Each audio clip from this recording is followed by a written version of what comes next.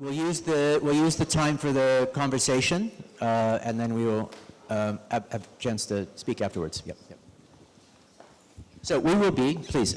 So we're very glad. So this particular part of your evening's entertainment is graciously co-sponsored by the Berggruen Institute's Venice Embassy, which is ably and gracefully directed by Lorenzo Maselli, who will provide a little bit of introduction to the proceedings.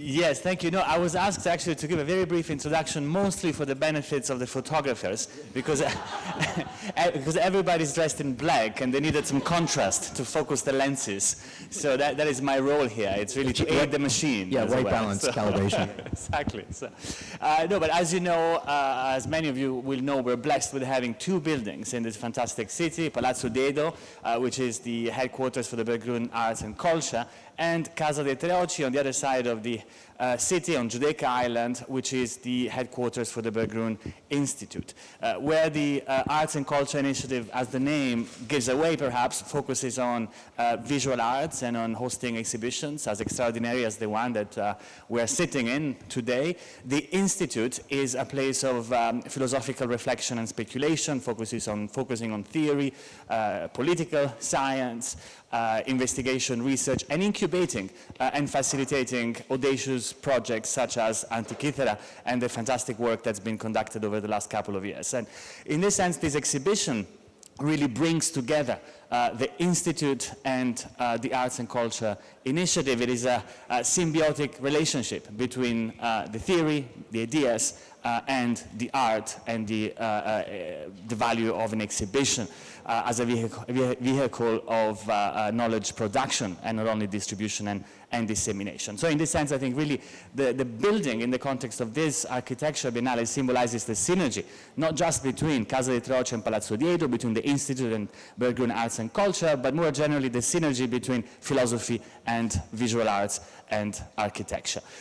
Today we are presenting Benjamin and Blaise are presenting a new book series. We really like books at the Institute. We really like books at the Berggruen Institute here in Venice, in Casa dei Treoci. We will be launching our own book series in June, so I invite you to keep up to date with what we are doing. The first titles will be by Giorgio Agamben, Rosi Bradotti, Slavoj Žižek, Nadia Urbinati, Katerina Kolosova, and many others. And every 2 months, there will be a new original book coming out in our Casa dei Treoci book series. But today, we're celebrating the fantastic Antikythera and MIT book series, which is launching with an extraordinary title, both in the sense of an extraordinary book and in the sense of title.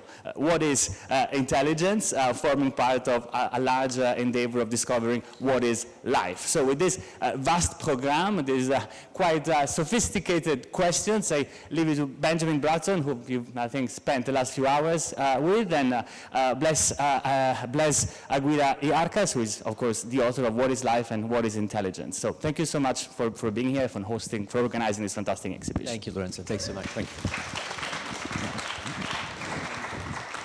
Okay, so we have a little bit of time for more like extended discussion. Hopefully we can relax into a little bit.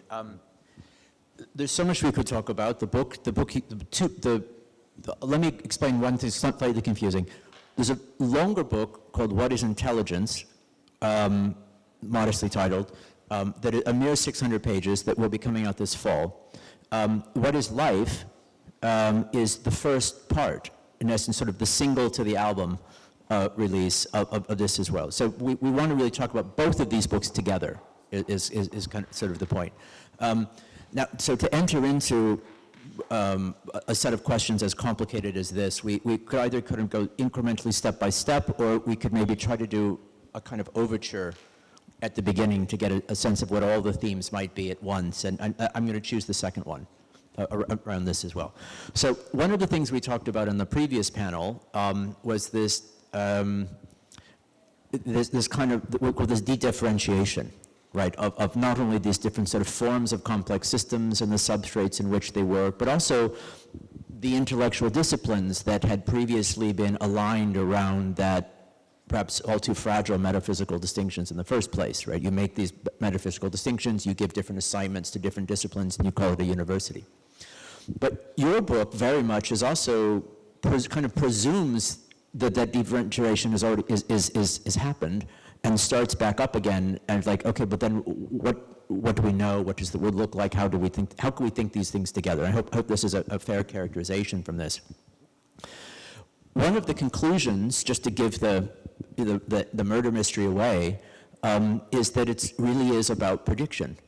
That there's something fundamental about the phenomena we call life, the phenomena we call intelligence, the phenomena we call computation, the phenomena we call evolution, that have much more in common with each other than they are different with each other, which is a startling, big if true, startling kind of statement of this as well. But I think in a way that, there's ways in which this notion of prediction has been used almost as a kind of, I don't want to say as a slur, but is almost used as a kind of diminution of it. Like it's that AI is mere prediction. Just an autocomplete engine. The autocomplete engine, right. That it's merely, I don't know why parrots are used as like the example of an unintelligent creature, but that's another story. But maybe ask you to start up, defend the honor of prediction as actually like really the key to all of this, and tell us why it's really as noble as you say. Gladly. And Benjamin, thank you so much for having me here. Thank you, Berggruen, Nicholas, and institutions, and MIT. It's really an incredible privilege to. We're so glad to have you. Thank you. So, large language models are just autocomplete on steroids is something that we've heard a lot. Ted Chiang, who is a good friend and sci-fi author, a brilliant sci-fi author, has also disparaged the honor of large language models by calling them a blurry JPEG of the web a couple of years ago.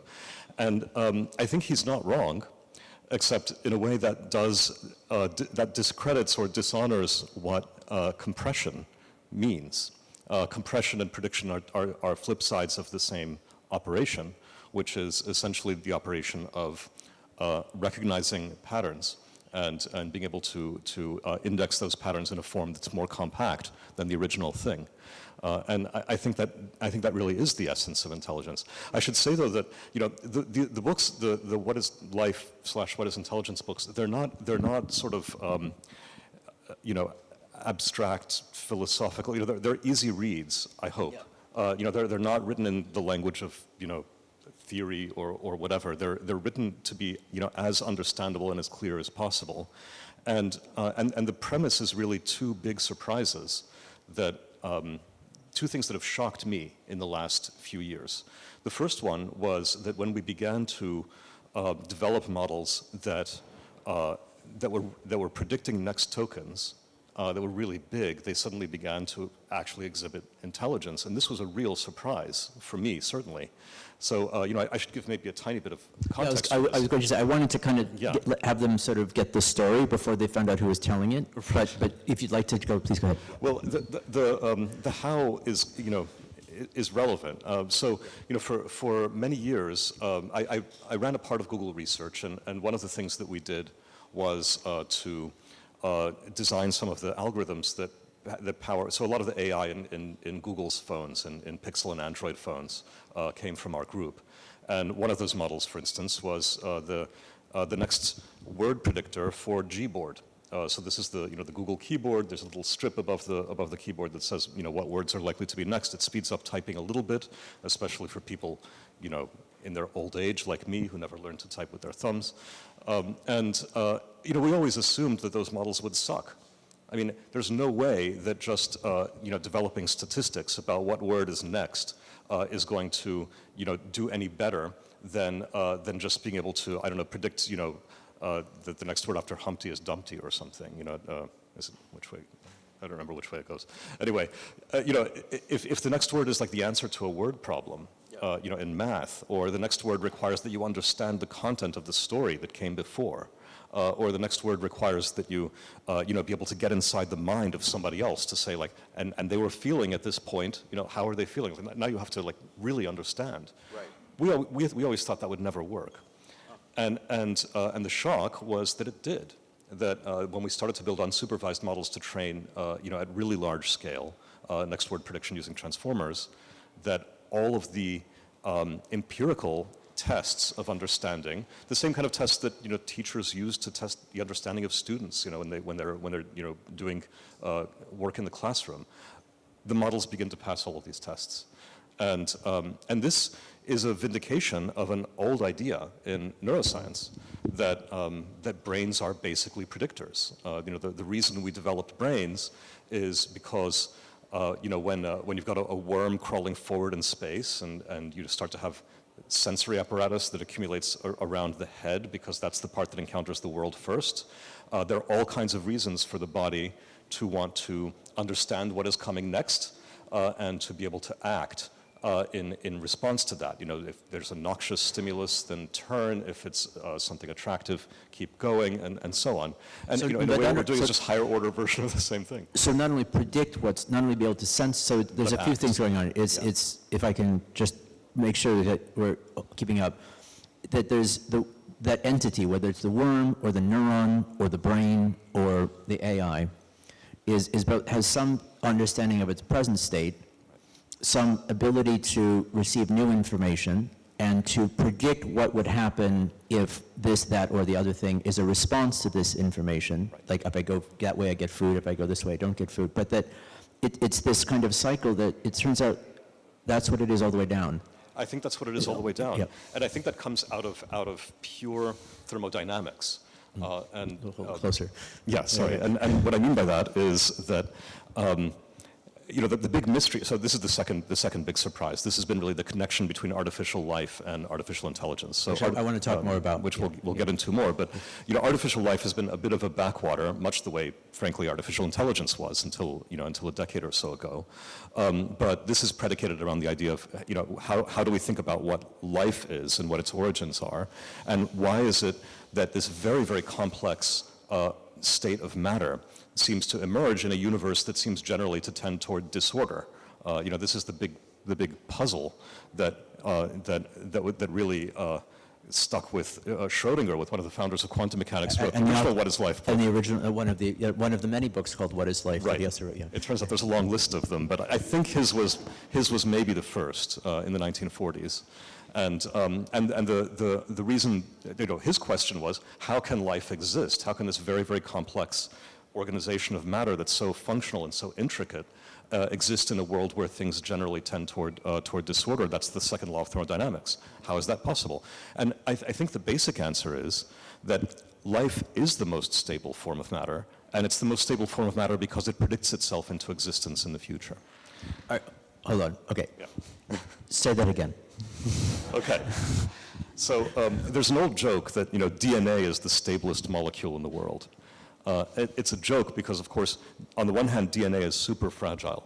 It's a long polymer that will fall apart, at the drop of a pH hat.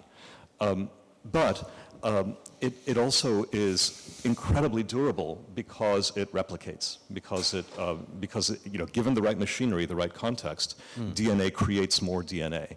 No Right. matter how robust a piece of stone is that you think of as as a very durable object, It can't make more stone. it can't make more stone. It will only degrade over time. And once you have life, that is reversed. Right, It makes more of itself. So life, let me try to rewrite this up. So the definition of life has to do with this, is forms of matter that are capable of this kind of stability because of self-replication. Stability through self-realization or Self-replication, self-amplification. right. Yeah. And so, the implication in a certain sense is that what we call selection begins even begins before biology in principle, right? That there's certain molecules that persist because they can stable, and they're stable because they can persist and replicate themselves. Exactly. And the ones that get really good at that build around carbon atoms, is what we recognize as biology. But it's really it's just matter that has figured out a way to make more of itself.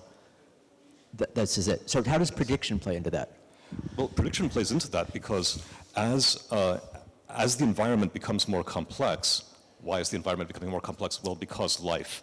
So as you start to get matter that can that can bring about more of itself. And I should say, the reason I'm not using the word reproduce is because, there are those old, like, well, is a mule alive because it can't reproduce? No, I mean, there's something a little more basic about forming yourself. Healing, self-maintenance. Autopoiesis, sort of fun. All of that, growth, all of those things are the same basic process. So reproduction is just one way of looking at it. Right, okay. But the point is that once you start to have matter that can self-reproduce in that way, the biosphere, the environment in which that's all happening, starts to become a lot more complex. By the way, the relationship between computation... as you get reproduction, and reproduction upon reproduction upon reproduction, there's an accumulated complexity. There's an accumulated complexity. And so the things that we're able to do before, in essence, become part of that complexity that comes later.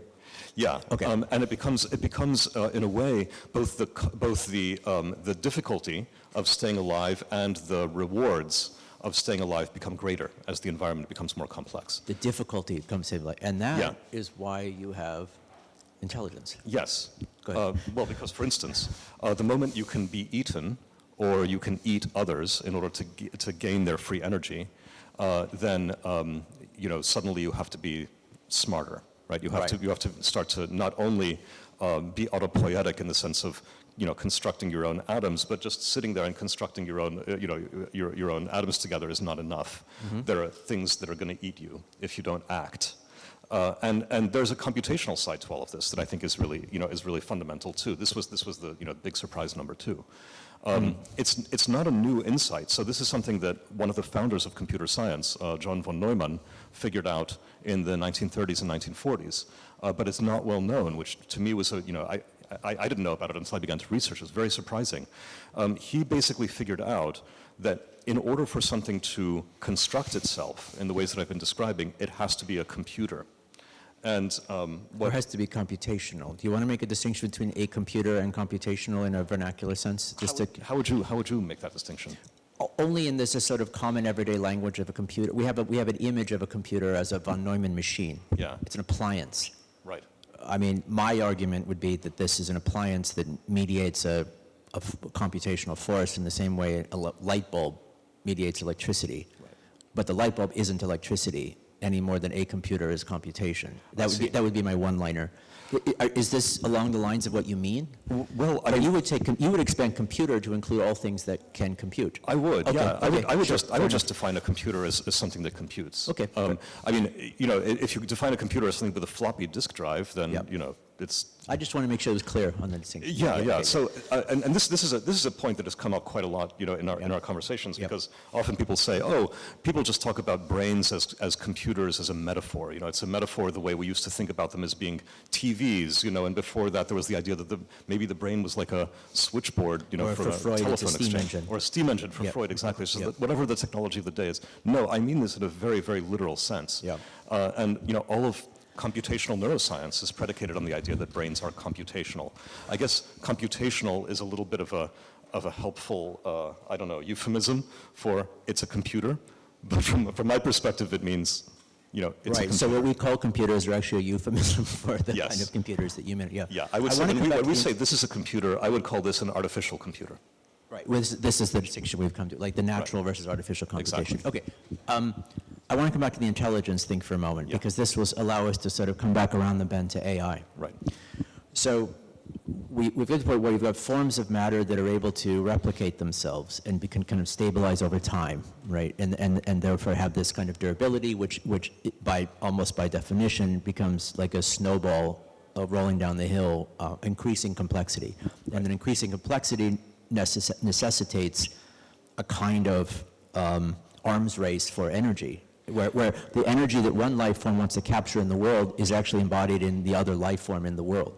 Right. It has both an adversarial and a cooperative side. Adversarial and cooperative dynamic to it. But both of those, to get really good at being successful in adversarial relationships and getting really good in being successful in cooperative relationships requires a new capacity, which is intelligence. Okay, so how would you define then, and define for us intelligence, or characterize and qualify it in given that that's what you see as its sort of fundamental, its fundamental point of emergence? Well, the core, the reason that I veered off into computation is because computation is sort of the fulcrum that both of those turn on. I see. So on the one hand, once you understand that life is computational at its core, then you start to think, well, okay, how is it that intelligence, which is also computational at its core, arises from life? The two follow from each other, and that's why the little book is inside the big book. The What is Life book is inside the What is Intelligence book. Okay. So first, just briefly, why is life computational to begin with? It's computational because if you have something complex that is going to make more of itself, then what von Neumann realized is that it has to have something inside itself which he called a universal constructor. A universal constructor is something that can follow directions for building itself and follow those directions to assemble the necessary parts. So, he imagined, a sort of thing floating on the surface of a pond made out of Legos. Well, he didn't think Legos, but never mind.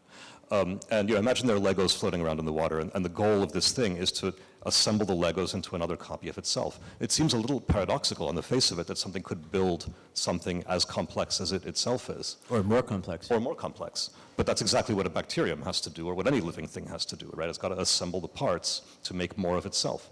And what von Neumann realized is that you needed to actually have a Turing machine, essentially, inside yourself. You needed to have a computer that would have a tape and that would follow the instructions on the tape in order to assemble those parts.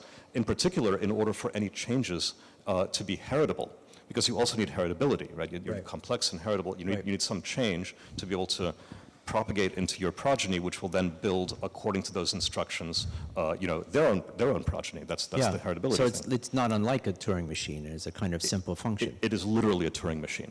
Yeah. And he made this. But this is before DNA. Yeah. But DNA basically is this. DNA is exactly this. So he figured this out a couple of years before Watson and Crick discovered the structure and function of DNA with generous assists from other uncredited people.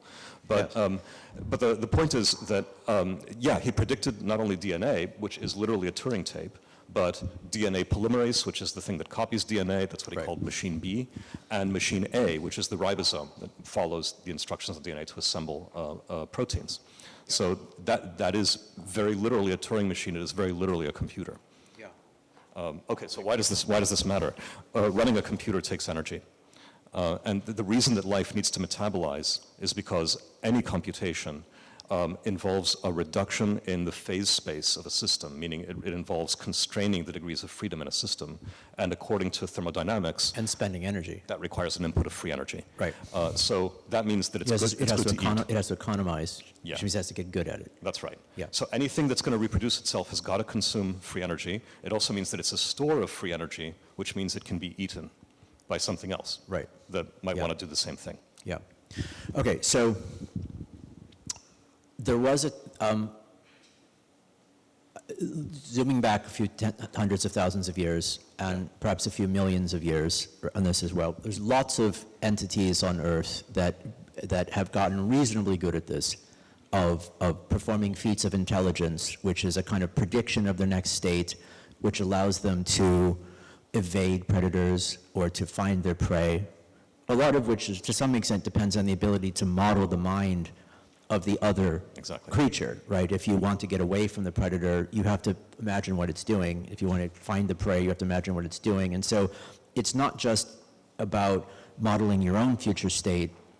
To get really good, you've got to model you have to model what the other guy's model is, in a way, of the future state. And so... Right, and even model what the other's model is of your model. And exactly, right. And this is like a primordial cognitive economy. Right from the beginning. Right from the beginning. And it implies a kind of, a sort of vector for a sort of arms race of sorts of the ability to do theory of mind. Exactly. Okay, and so there is... It means that the computational powers that are already there, that have to be there just in order to reproduce, can be mobilized to model the self and others, and that modeling becomes more and more necessary as both competition and cooperation deliver bigger and bigger gains. On the cooperation. Yeah. Once upon a time, there was these precocious primates wandering across the savannah of Africa that would occasionally find their way up into Europe over and over again. And one of the things that they were really, really good at was mind modeling, theory of mind, of modeling the minds of the potential predators, but also of each other. Mm-hmm. And what this enabled was a kind of social intelligence, collective intelligence, which means that the group would always, a group of smart things would always be smarter than any one individual.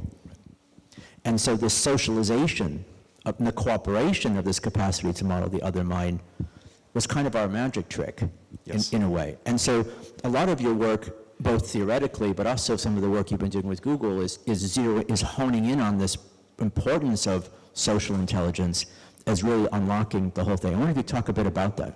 Yeah.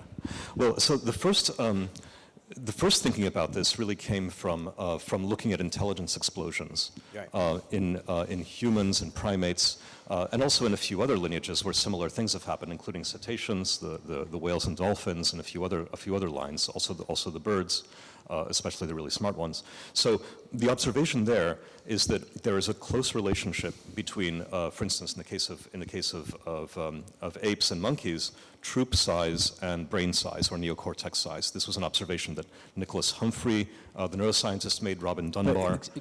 Draw that out first. What's the correlation? The idea is that basically the bigger the troop, the bigger the brain, and vice versa. And the reason is that if you are going to, well, there are benefits to group living. You get to divide labor, you get to smooth over resource allocation, you get to share meat and so on. But if you want to live successfully with others, you need to be able to get inside their heads. You need to be able to understand what they're thinking. Right. And not only what they're thinking, which is what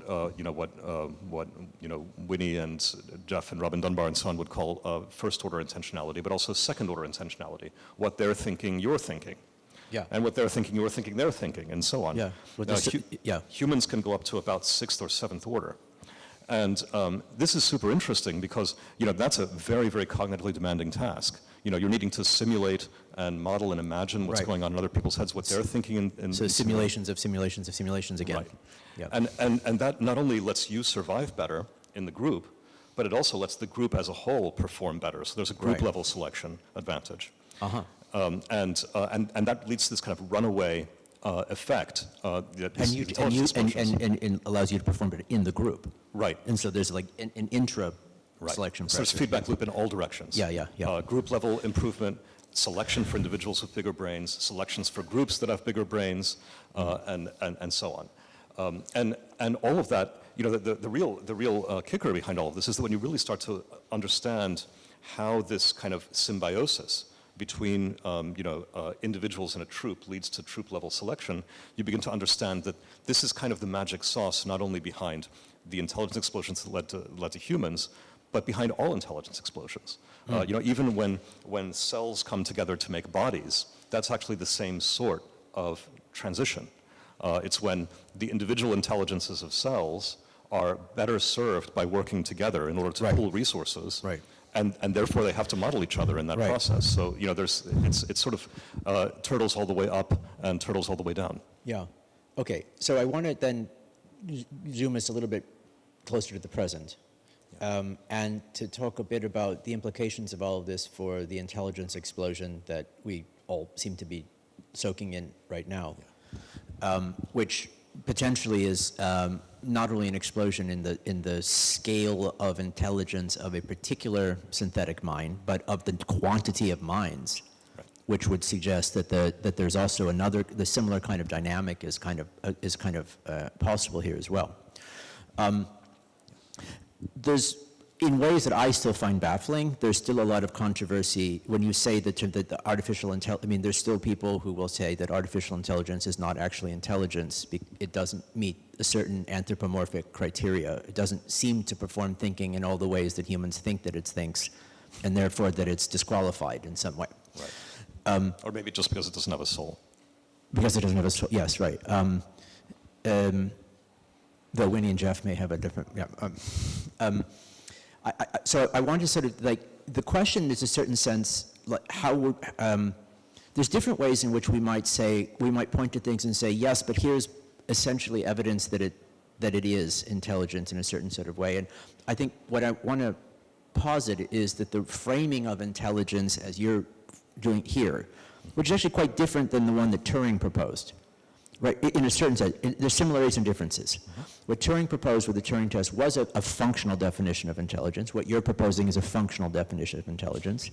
But what Turing proposed was a kind of mirroring dynamic. That is, if it's able to, if it appears intelligence in the mirror of the test, then like that's what we're focusing on. But you're arguably looking at a kind of procedural, the dynamics by which intelligence works in general, and then mapping this onto this as well. For example, piece we wrote together a few years ago. One of the topics of the piece called "The Model is the Message," which became a book as well. Well, one of the ideas that we entertained in this piece had to do with the feedback between users and chatbots.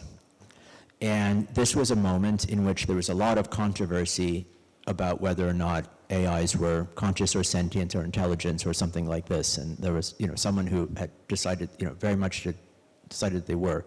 But the thing that we were pointing to in this was, and again, something that OpenAI was wrestling with a couple of weeks ago about the over-obsequious AIs that would, go along with whatever you said and would seem to congratulate you constantly on all of the smart and wrong things that you were saying. And so the misinformation wasn't... Great. Why did they get rid of that? The misinformation wasn't coming from it, but from yourself, right? But that in order for it to be able to do that, in order for it to be able to tell you exactly what you want to hear, it has to be able to predict what it is that you're going to want to hear. And in order to do that, it has to be able to essentially model your mind. Right. And so by your definition of this fundamental mechanism of intelligence as a kind of, an expert capacity for modeling the mind of the other, whether or not it has internal phenomenological states or not, it's clearly doing that. Do you think this is a sort of, do you consider this in a certain sort of way as something very important to look at in terms of sort of qualifying this question of identifying intelligence within machinic substrates, or how would you characterize it? Well, yeah, so first of all, I think, and this is a minority view, but my own take on the question of, what you've called phenomenal states, meaning is there a thing that it's like to be an AI, has everything to do with modeling minds. So, when we talk about theory of mind being fundamental to intelligence, in other words, you have to be able to understand what's going on in others' heads. Well, you also have to be able to understand what's going on in your own head. Every time, when I'm about to take a plane trip and I get the email that says, like, what do you want to order for your meal on the flight? I have to actually engage in a little act of time and space travel, in my own head of like, what am I going to want to eat? The fact that I just ate and I'm not hungry right now is not relevant. I have to have a counterfactual sort of, imagine myself in the future sort of thing. So even the most basic planning about stuff, in the future that relates to yourself requires a self-model. I think that consciousness is what it feels like to have a self-model. So, yeah, I think self-modeling is exactly what it is. Now, obviously, our self-consciousness is much more sophisticated than the self-consciousness of an insect.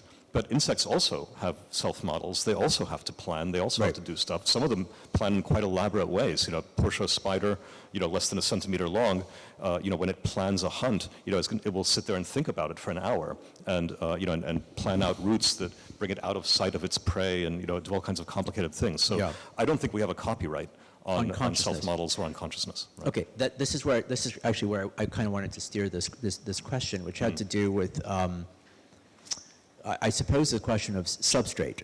Right. One of the things about computation in its formal sense is that it is not substrate independent, but substrate agnostic, let's say. That like the same computation can operate through silicon or arsenic or Legos, and it essentially, and it will be, it is equivalent at the other side of this as well. Yes.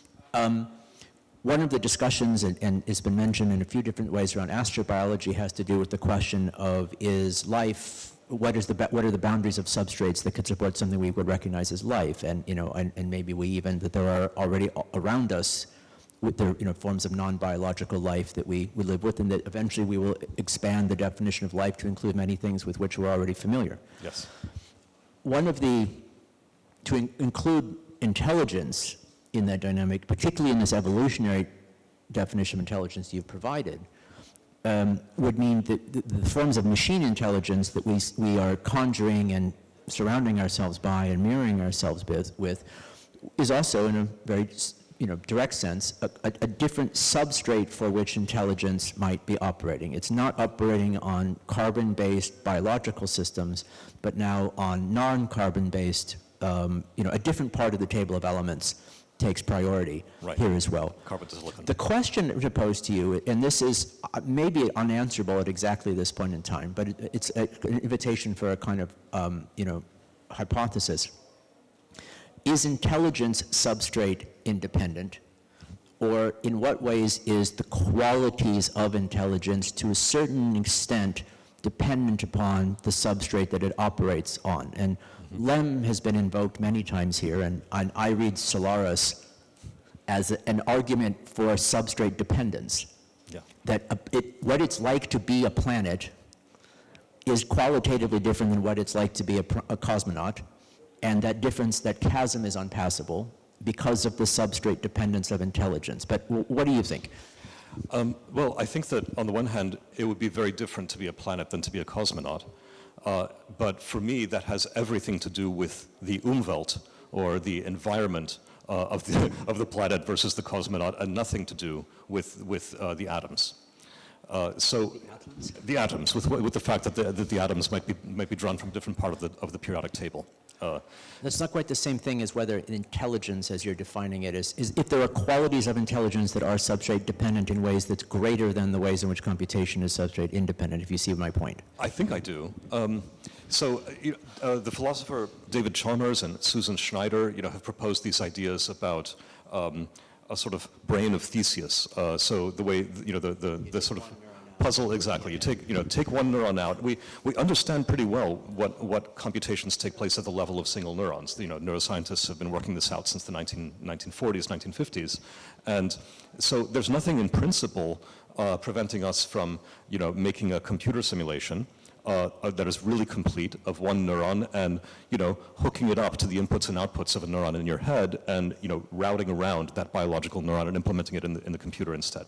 And so, never mind all the practical difficulties with this, but in theory one could do it. Yeah, and getting this by committee review would be a hassle. It's not going to pass IRB, but let's say the thought experiment is let's say that you do it for one neuron. Well, now you do it for 1 million neurons. What about all of the neurons? Is your consciousness? There could be though a somewhat different Umwelt. It may be different to be that.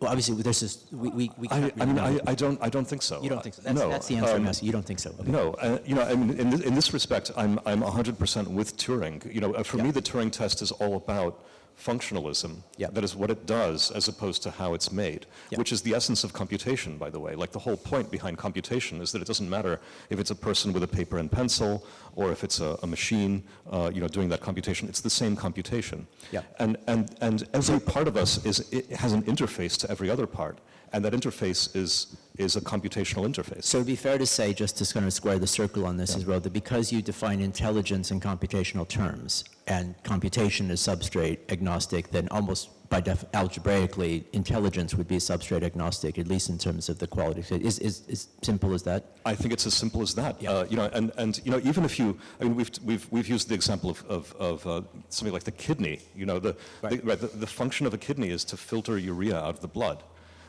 So if you were to substitute another machine that does that and that does it properly, according to, uses the same amount of energy and so on, that has the same interface, if you like, to the rest of your body, would you be less human or different in some fundamental way if your kidney were replaced with that artificial kidney? No. If it's doing what it needs to do, then that's that. Now, the reality of an artificial kidney is that anything that we can imagine today is going to require some other external energy source, is going to have some other failure modes maybe that biological kidneys don't. So making something that really has the same interface but made us think different is a tall order. But if you had it, it's still a kidney, in my opinion. Yes. Yes. I mean, we'll find out. perhaps. The last topic I wanted to for us to talk about is a little bit, we've sort of gone through recapitulated the history of life and as we know it, and to talk a little bit about what comes next. One of the areas in which there's a lot of interest and research and investment and focus, including in your own group, has to do with the sort of broad portfolio of ideas around what's called agential AI, which is forms of AI that have a kind of discrete functionality applied to them in one way or another, that may, in complex ways, mirror the identity of a user, that may come to kind of tools or entities or creatures or agents that a user may deploy in one way or another. But as a model for what synthetic intelligence and the forms of machine intelligence might make that we are composing. Of course, we're interested in the ways in which this trajectory, in a way, sort of recapitulates the construction of a little society along the way, that's the way in which we've sort of set this in direction as a sort of constructions of little synthetic societies. Here's the thought experiment I want to sort of ask you, and just, in an open-ended sense, tell us what kind of world this is. That, if the sort of standard party line prediction is that we will have something like, what we imagined AGI would be by 2027, though I agree with you, we've had AGI for a while. Like the bar of general is actually much lower than we've sort of thought. But the step transition, begins to start to go close to infinite, around this timeline, just, as a thought experiment. And simultaneously, there is not only an intelligence explosion, but a population explosion of AI agents, each one of which, in principle, has something similar to that, that general intelligence. Then what that implies is a world in which you have something like 8 billion human level minds and 80 billion, 800 billion, 8,000 billion non-human level minds. Yeah. That's a very different society. Yes. What is that society, how do we make our way in that society? And what do you imagine that would be like? How would you imagine the question of our own agency, our own sense of just moving through the day, and how do you think we will interact? How do you think the different ways in which people will choose to interact with them may be? Which may be the same question. Well, I mean, we've talked quite a lot about this one. And so I'm asking, we're sort of rehearsing a discussion we've had. Yeah, and this is a big theme of work in our group. That's overall, right? The sort of social intelligence from, if you like, cells to societies and beyond. Yeah. So just to reinforce the premise of your point there, in my opinion, I think you agree, we already have general intelligences in the sense that you can talk to any of the cutting-edge chatbots today about pretty much anything. There's no area in which somehow it's not intelligent to one degree or another.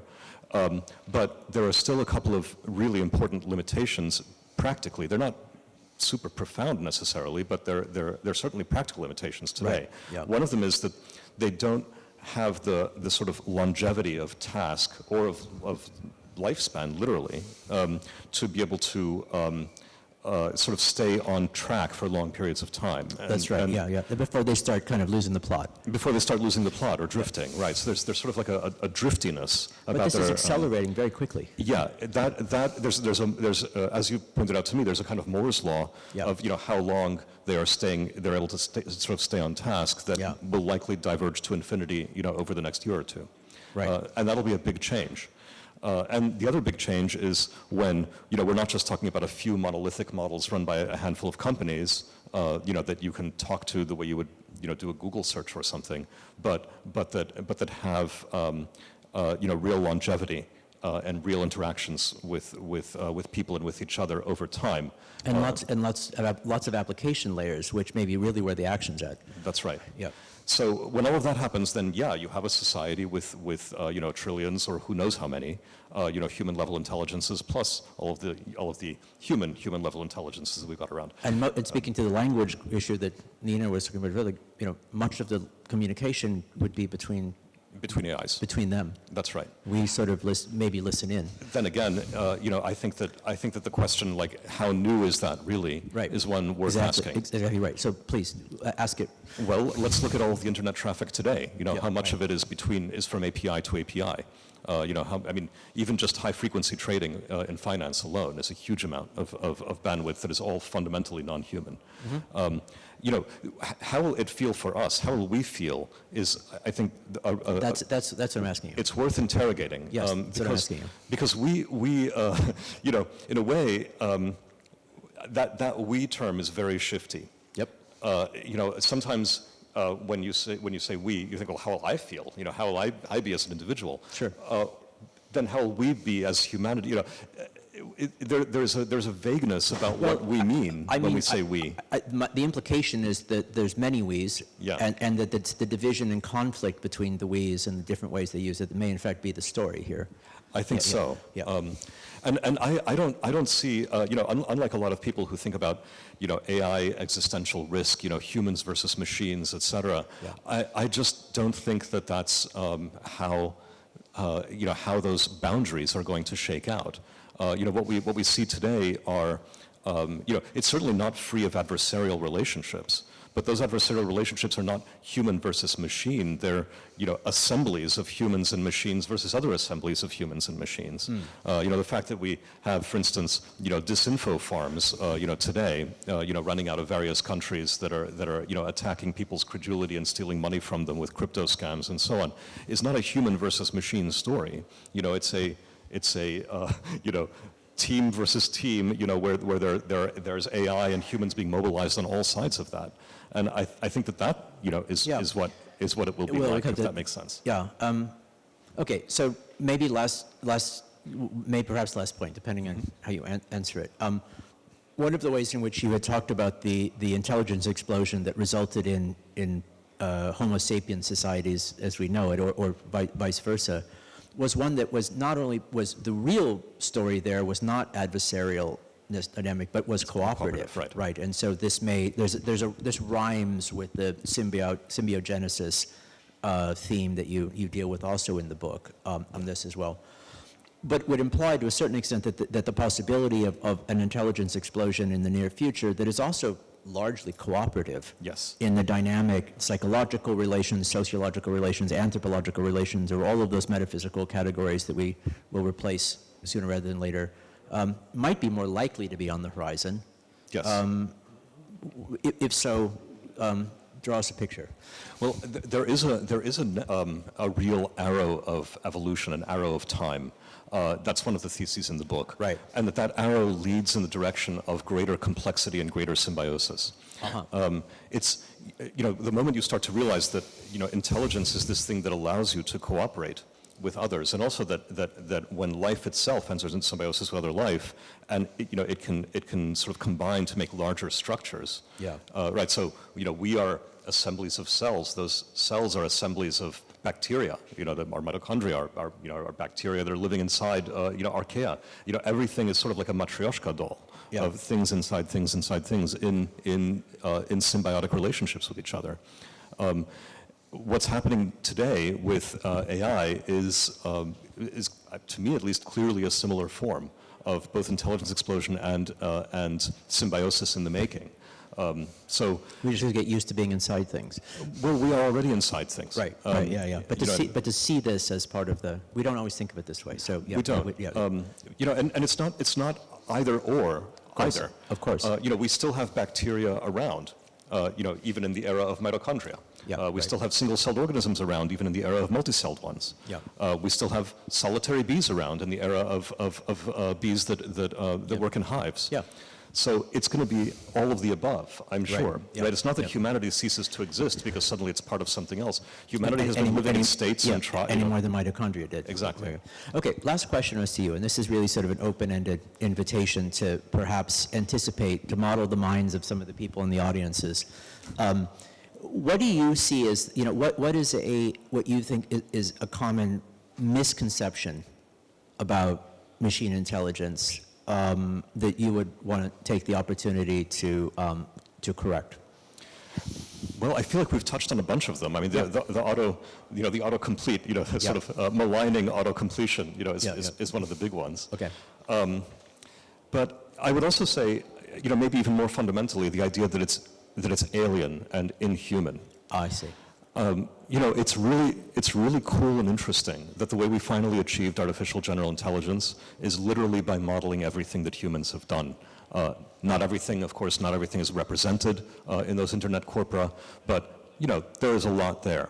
And it's literally by modeling, human creativity, human dialogues, human outputs, and so on, that we get AI. And in that sense, there is nothing artificial about it. It is. Well, it depends what you mean artificial. Artificialization in your sense, yes, but the content. There's nothing fake. The content of that model is literally us. That's right. Yeah. Or a language, at least. Yeah. Well, and through language, actually, much else. Other thoughts. That's right. But that is human intelligence, in my view. So, sure, yeah. When we think about human intelligence in the singular, like it's just what happens between your ears kind of way, we neglect the fact that human intelligence already is this collective phenomenon that is happening at societal level, and that is literally what And in this sense, we kind of rediscover what human intelligence is. Exactly. Like the point I've made along, that AI will teach us more what thinking is than we will teach it. I think that is already happening. I think that's already happening. Okay, maybe we leave this here. One thing, I'll say a couple of words of wrap up. But one thing I wanted to acknowledge here as well. One of the images that you see in here, among the many psychedelic offerings here as well, is some work of Deep Dream. Right? Some of you who have been following generative AI for some time remember that moment exactly 10 years ago to this month in which all of a sudden these Deep Dream images appeared on the cover of every newspaper in the world. I was in Switzerland at the time, and it was just like a front page of The Guardian, and anyway, it's a long story. The first visual generative AI. The beginning of modern generative AI. Of this as well, and this is what we have the creator here in the audience. And we have the creator of Deep Dream here, Alan Mortimer. So, happy birthday, Alex!